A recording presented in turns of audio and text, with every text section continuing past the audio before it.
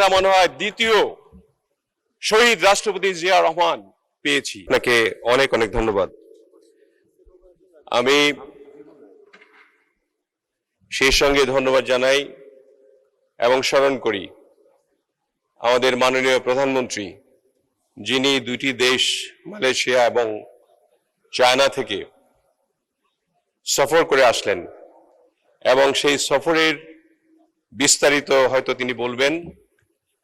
আমি যা দেখেছি তার এই বাংলাদেশের জন্য যা যা করা দরকার, যা যা হওয়া দরকার বাংলাদেশের মানুষের জন্য, বাংলাদেশের স্থিতিশীলতার জন্য, সার্বভৌমত্ব রক্ষার জন্য, যেভাবে তিনি তার দক্ষতার পরিচয় দিয়েছেন দ্বিপাক্ষিক মিটিংয়ে, সত্যি অভিনব এবং আউটস্ট্যান্ডিং।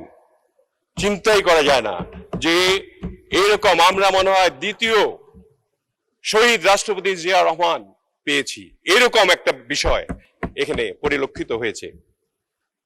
আমরা অত্যন্ত আনন্দের সাথে জানাতে চাই, প্রতি সপ্তাহে সর্বোচ্চবার বিকাশ পেমেন্টে 50 জন হবেন পেমেন্ট চ্যাম্পিয়ন। জিতে নিন টিভি সহ আকর্ষণীয় সব প্রাইজ। যে বাংলাদেশের এই যে বাজেট সম্পর্কিত আলোচনায় আমরা অনেকেই অনেক কথা বলেছি, বাজেটের ঘাটতি নিয়ে কথা বলেছি। এই ঘাটতি পূরণে আমার বিশ্বাস, তার যে দৃঢ়তা, তার যে দক্ষতা, আমাদের মাননীয় প্রধানমন্ত্রীর, এই ঘাটতি পূরণেও আর কোনো অসুবিধা হবে না। কিভাবে পূরণ করবেন তিনি জানেন। কারণ আমাদের এই গণঅভ্যুত্থানের পরে আমাদের বিরোধী দলীয় নেতা তিনি একটি কথা বলেছিলেন এই গণঅভ্যুত্থানের পরে আমাদের সাথে তিনি বলেছিলেন এই আন্দোলনের সম্পর্কে, আমাদের সাথে আন্দোলনের প্রধান নায়ক, আমি তাকে বিশেষভাবে ধন্যবাদ জানাচ্ছি, জনাব তারেক রহমান আজকে সংযুক্ত হয়েছেন। তিনি দূরে থেকেও জাতিকে আমি বলবো অত্যন্ত বুদ্ধিভিত্তিকভাবে এবং সফলভাবে নেতৃত্ব দিয়েছেন। অর্থাৎ তিনি নেতৃত্ব দিয়ে গণ অভ্যুত্থানটাকে সফল করে আজকে আমরা এই জায়গায় এসেছি ইনশাআল্লাহ। এটা তার মুখের কথা। কাজে আজকে যে এই বড় ধরনের যে বাজেট নিয়ে আপনারা চিন্তিত রয়েছেন, আমাদের মাননীয় বিরোধী দলীয় নেতৃবৃন্দ, আপনারা এই চিন্তার কোনো কারণ নাই।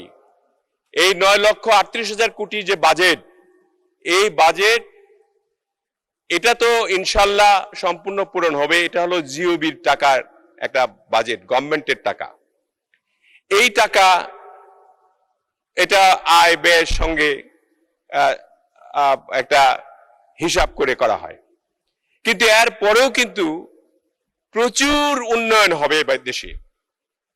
পিপিপি মডেলে, G2G মডেলে যে কাজগুলি হবে, এই 9,38,000 কোটি টাকা শুধু নয়, এখানে আরো অনেক অনেক বেশি কাজ হবে।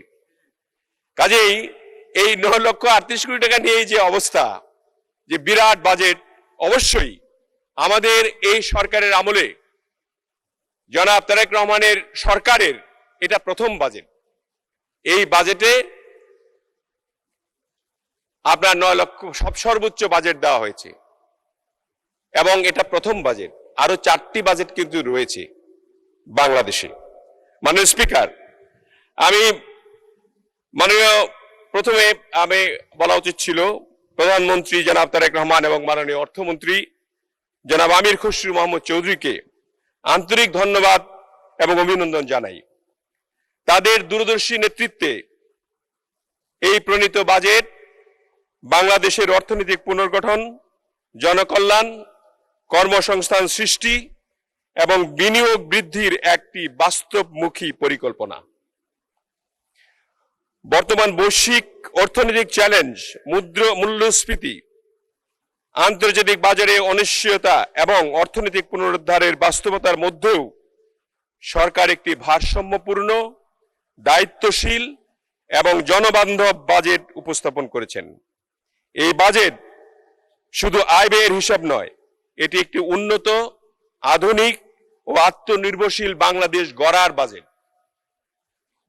মাননীয় স্পিকার, বর্তমানে সাধারণ মানুষের অন্যতম প্রধান প্রত্যাশা হলো নিত্য প্রয়োজনীয় মূল্যের দাম কমানো। প্রত্যেক বাজেটের সময়তে হয়, নিত্য প্রয়োজনীয় মূল্যের দাম বাজেটের পরে পরে বেড়ে যায়। এবার কিন্তু নিত্য প্রয়োজনীয় মূল্যের দাম বাড়েনি এবং জীবনযাত্রার ব্যয় সহনীয় পর্যায়ে রাখা হয়েছে। বিনিয়োগ বান্ধব পরিবেশ তৈরির উদ্যোগ নেওয়া হয়েছে।